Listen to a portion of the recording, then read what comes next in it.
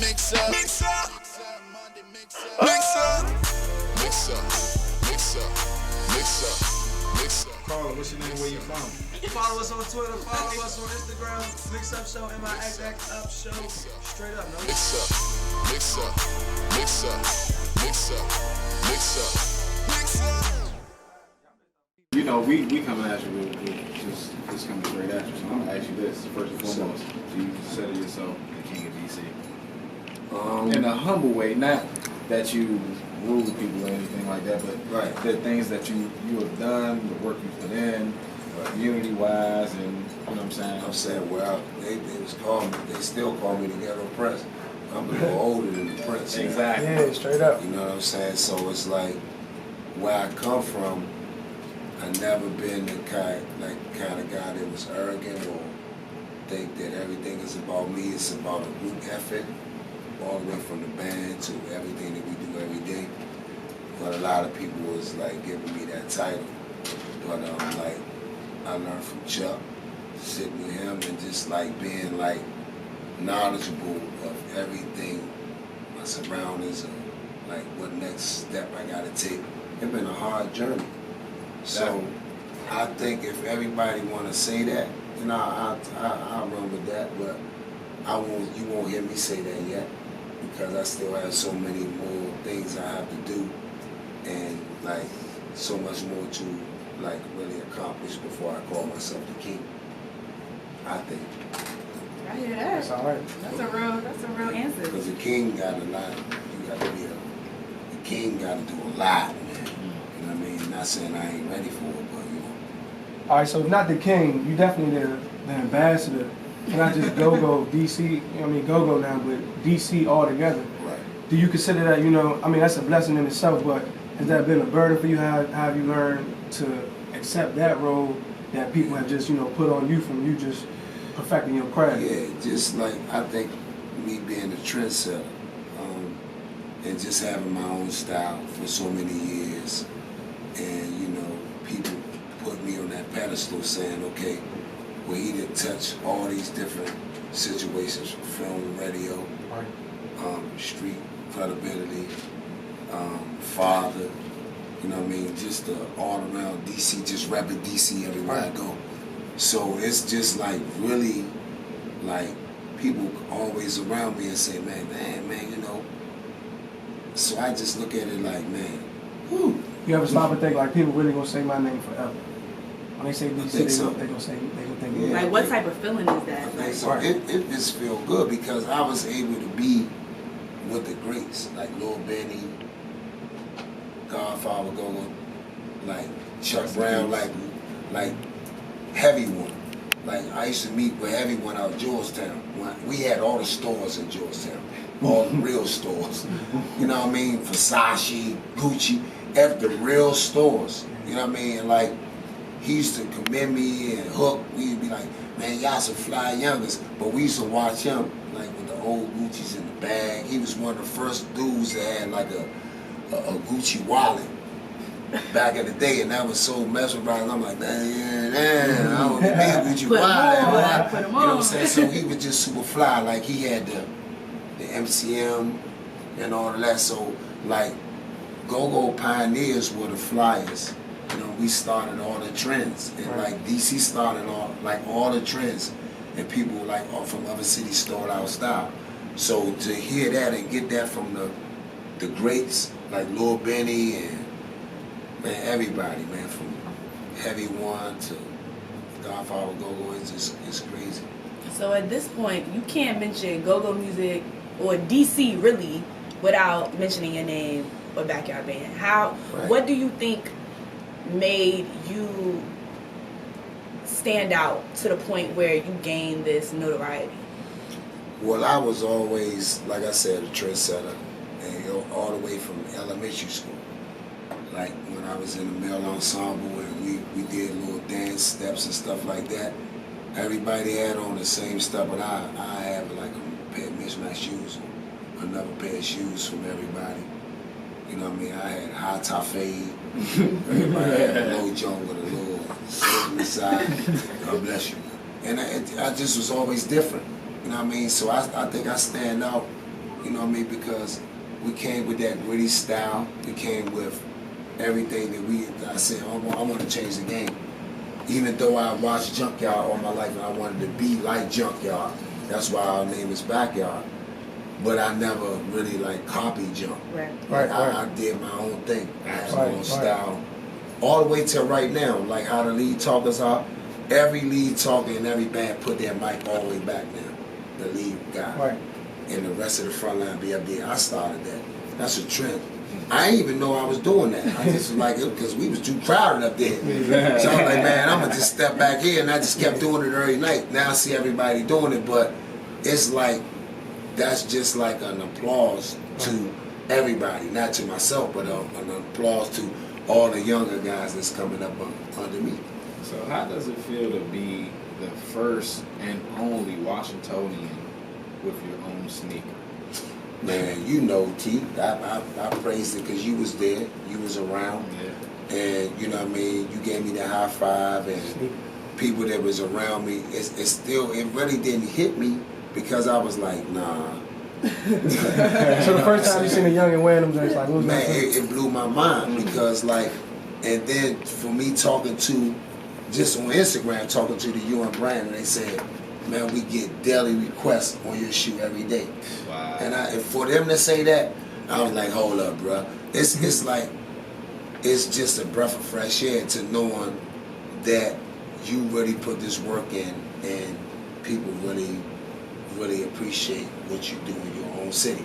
Not New York, not LA, not ATL, Washington, DC. The whole DMV, DC, Virginia. Straight up. And it's amazing, man.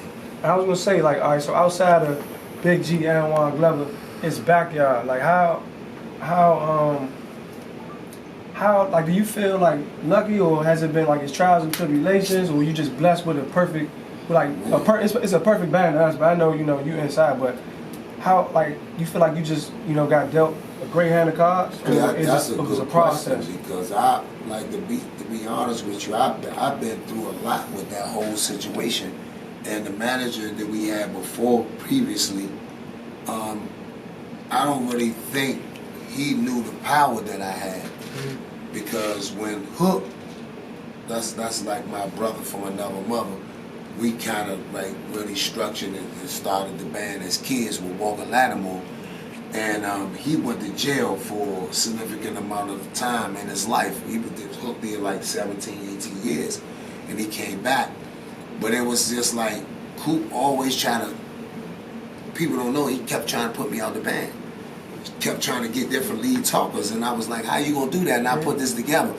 They want to come and see me, whether I'm not looking at the crowd, at my voice or whatever, but I knew back then that my people were with me, but I just didn't know at that magnitude how powerful I was. Right. So I was like, man, how are you gonna do that? So I didn't know what was really going on, but I knew what I wanted to do. And I didn't know that, like, okay, this is gonna last for this long. But I knew it saved my life on numerous occasions. And I had fellas that I really love and grew up with, they got smoked. For people that's listening and don't know what get smoked is, it's homicide. 187, tag on your toe. You're not never coming back. You're on a t-shirt. You know what I mean? So I got many calls when I was either in North Carolina A&T performing.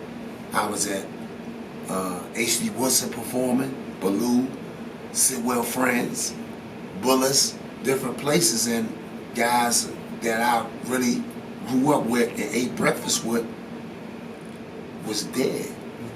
So, like, I'm like, okay, something is going on. You know what I mean? I really have to, like, really change my situation. So it's been a long road, brother. To do anything for 20 plus years, that's a blessing. Oh, man. That's legendary. You can have anything in DC for 20 years and then be yours. That's definitely a major accomplishment. Did you ever like intentionally want to get on like a global, national, international scale, or was it more so like, was it intentional, or was it more so, you know, I'm just doing me, like, and it took off? Well, I fell in love with the music a long time ago. See, like a lot of people, like I talk to all the youngest now, and a lot of them jump into bands just because they can get the girls and they could wear this the slim gear and do all this. I already was in love when I saw GoGo live.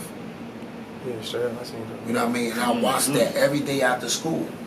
And I watched all of the VH1 and, you know what I mean? I watched all the videos. Like, once upon a time, you couldn't do hip-hop if you didn't have a go-go swing in it. From Salt and Pepper, the Kid and Play, to all those guys. Right. So I watched all of that and doing the right thing, and with Spike Lee, with doing the butt, with Sugar Bear and those guys. I'm like, okay, they on TV. I want to be on TV. You know what I mean? I want to be in movies. I want to do this, but like we had really no outlets to watch the DC for that.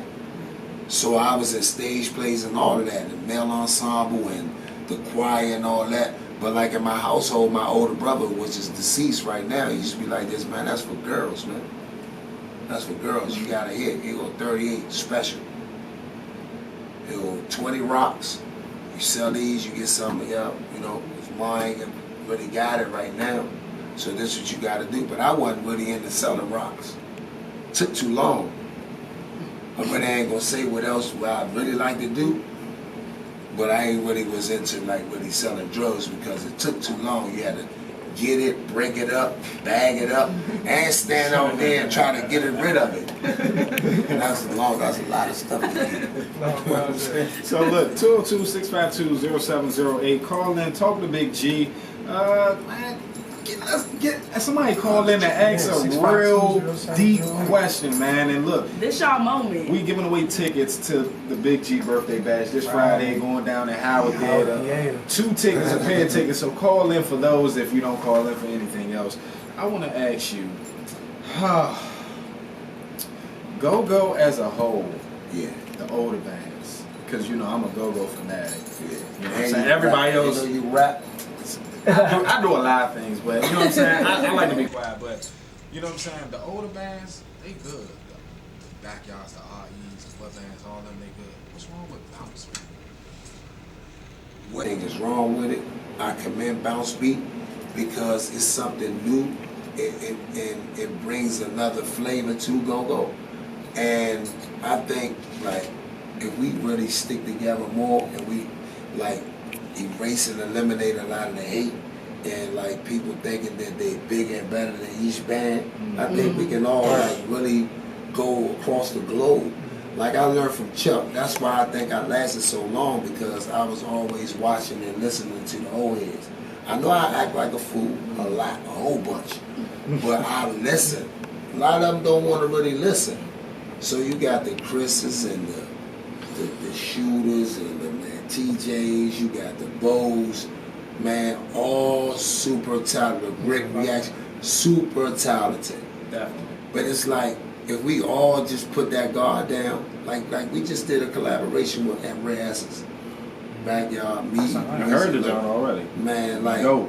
it's just something for the next level. But what's the question that you asked? What's wrong with Bounce Beat? I just think nobody's sticking together. And we have to structure our songs and let people understand what they listening to. Because if you coming from Boston and you riding on, coming into 95 and you tune in to PGC and you listening to GoGo, they probably might don't understand what's really going on if the song is not structured. So we got a lot of work to do, but it's like, you know how it is, rap artists take music all the time from us. And run across the continent with it. So it's like it's not nothing that we're doing wrong. We're just not sticking together, and we're really not capitalizing on the strengths that we really need to capitalize on. So how do you feel about hip hop, the emergence of hip hop in DC right now? It just came like a storm, and like it's supposed to be happening. I mean, I love it. You know what I mean? And a lot of people be like, oh man, yeah, hip hop. I'm like, dog, listen, it's a part of the culture. Like, we gonna eat too. We should all be able to collab with Wale, collab with Fat Trail, with Shy Glizzy, man, with Light Show, Big Fella, Garvey, man, you got the One Way with Nooch, man, Booby. Man, we have so much, but everybody in their own corner. like you got some guys in the city that just crush all of the hip hop clubs. Then you got some of them just crush the strip clubs. And then you got our shows. They always gonna come and bang with us. Red Asses, then they go see TCB. Like if we can get some situations together where we all can eat and put them singles out and let them rappers know when they come in our town, you gotta do a song, bro. You can't really hang around. We gotta really put that mark down.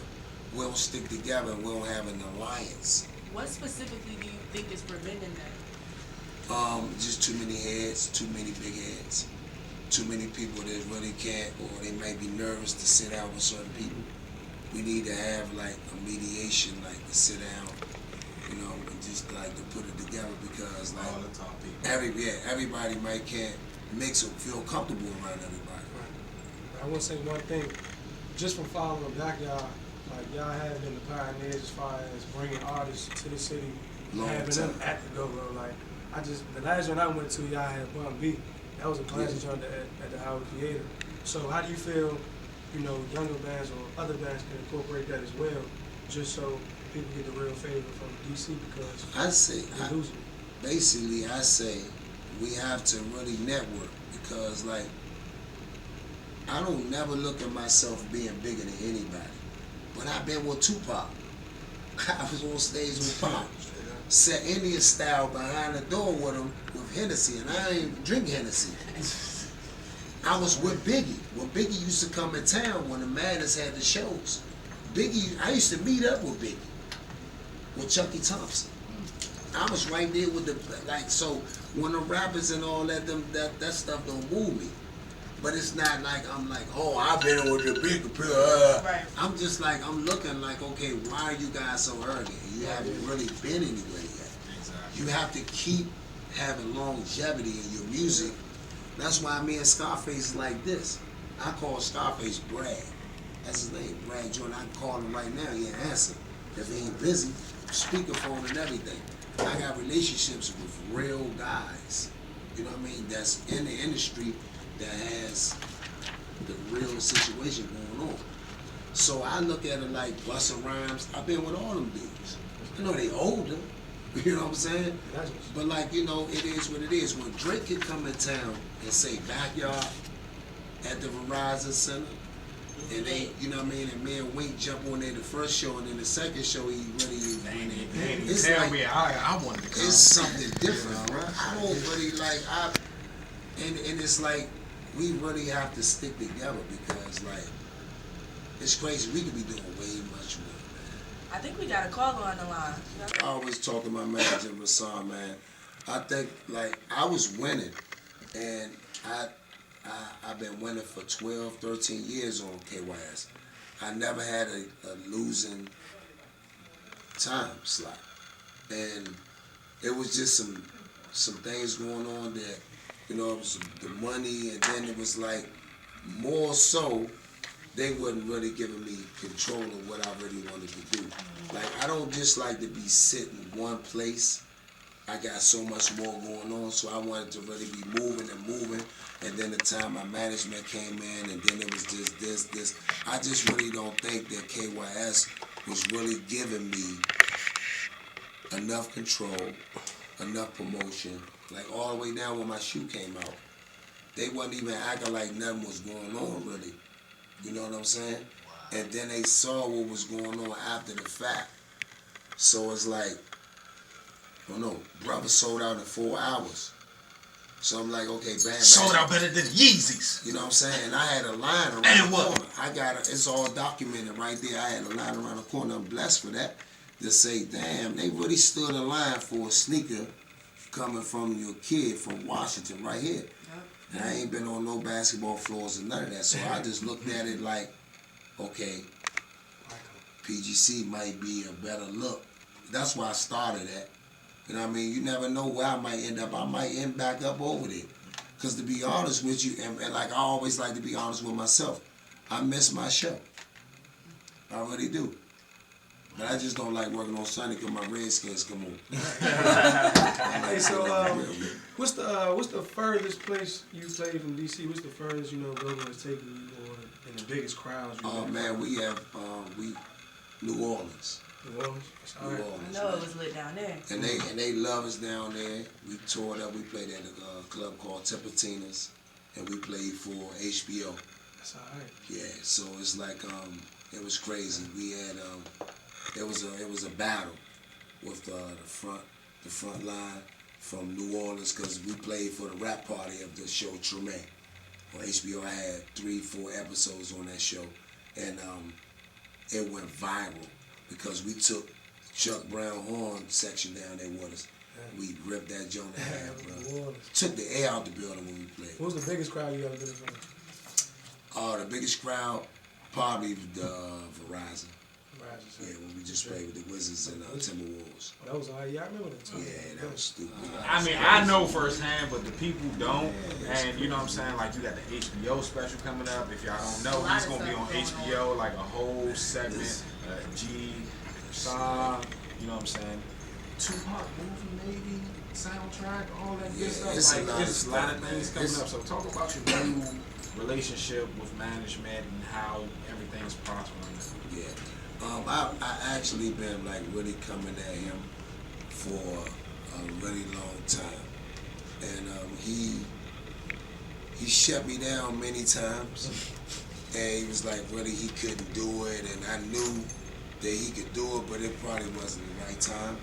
So you know, it's like one time I went to him and I asked him to help me with a situation, and we had some guys put a little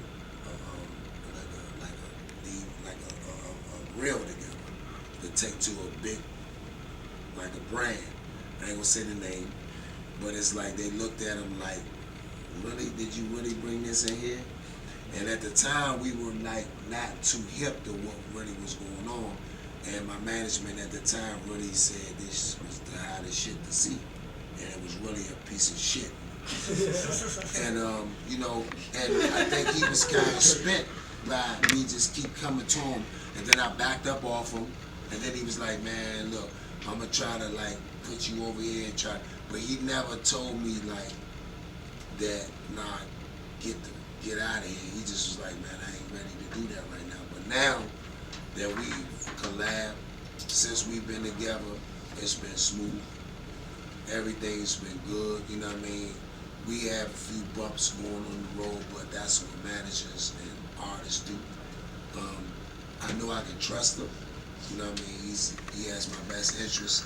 We got so much stuff going on. He the one that landed the UN deal for me. This Maldonado tequila deal.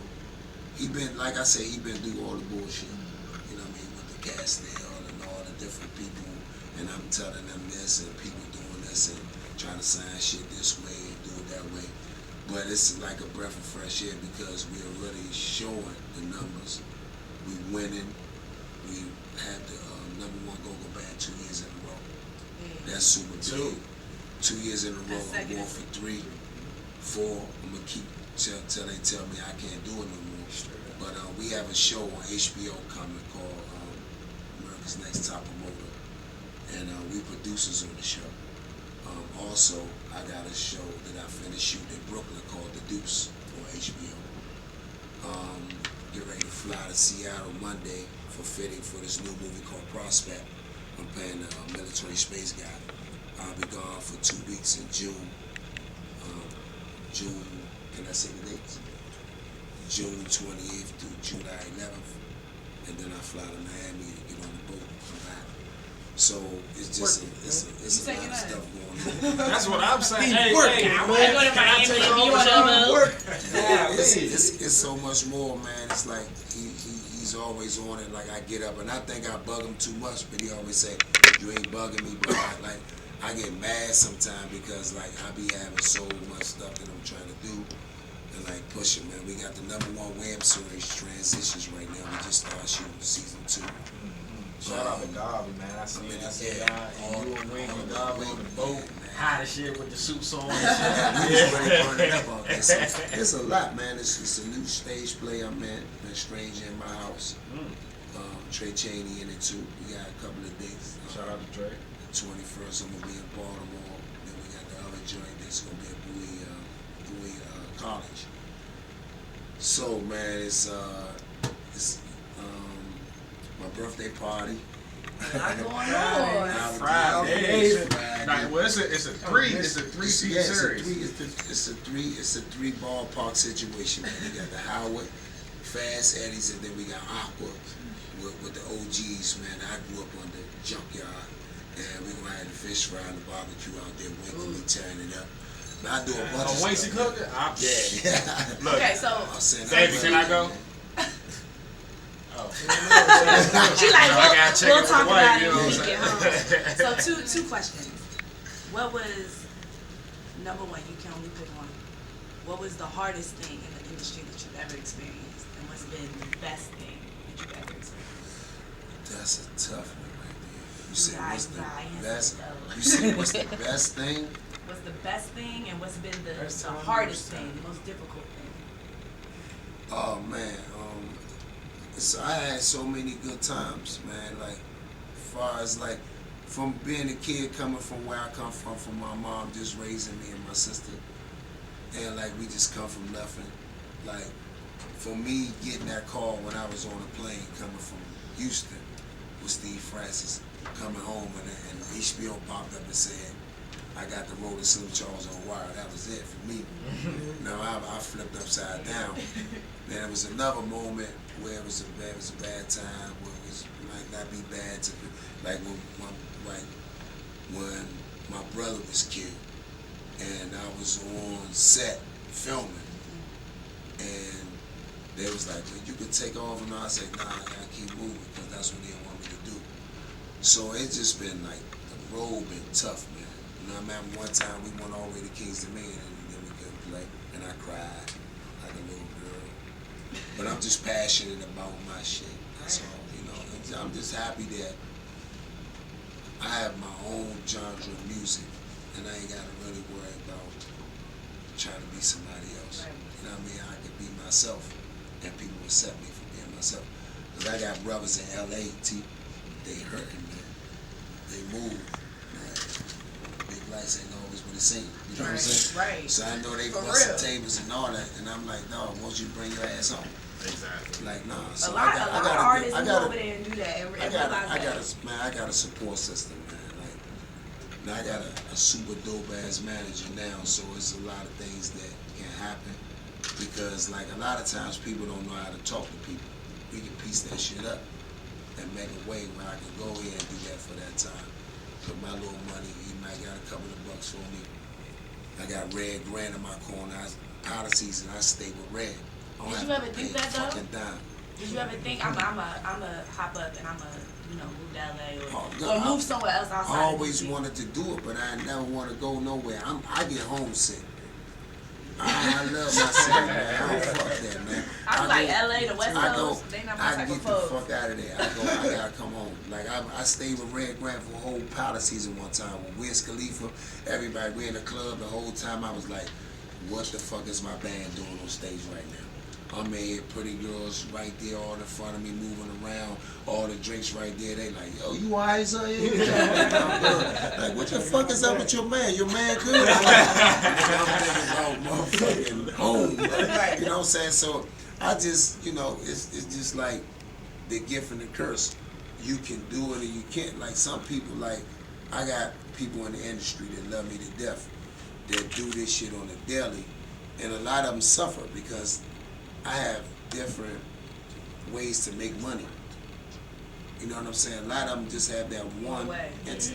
They only have that one, and then when that shit ain't popping, money get low because a lot of people have an expensive habit. It's crazy. I was gonna say, outside of music, so like you said, you've been in DC the whole time. Yeah.